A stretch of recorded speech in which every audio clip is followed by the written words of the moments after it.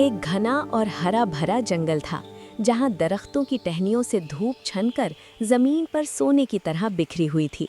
वहां मीलो नाम का एक शरारती बंदर रहता था। मीलो को उछल कूद करने का बड़ा शौक था। एक दिन मीलो को घास के बीच एक चमकती हुई पीली बॉल मिली। मीलो की आंखें चमक उठीं। उसने सोचा, वाह, आज तो खेलने का मजा आएगा। लेकिन जैसे ही उसने बॉल को पकड़ा, फिसल बॉल उसके हाथ से निकल गई।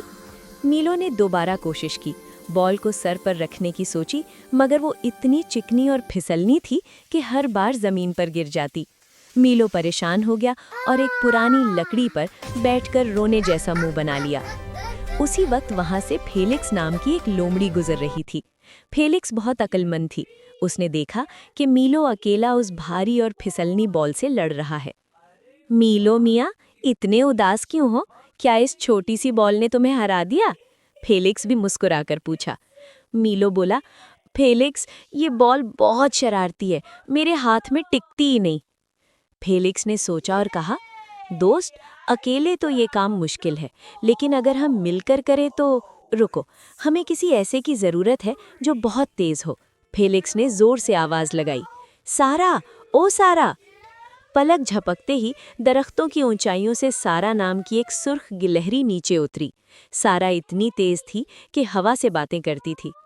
खेल की बात हो रही है, मैं हाजिर हूँ, सारा ने चहकते हुए कहा। तीनों ने मिलकर कोशिश शुरू की।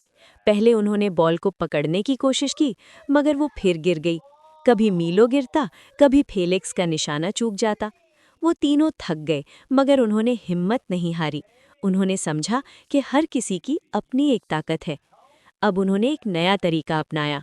फेलिक्स नीचे खड़ी हो गई बॉल को सहारा देने के लिए।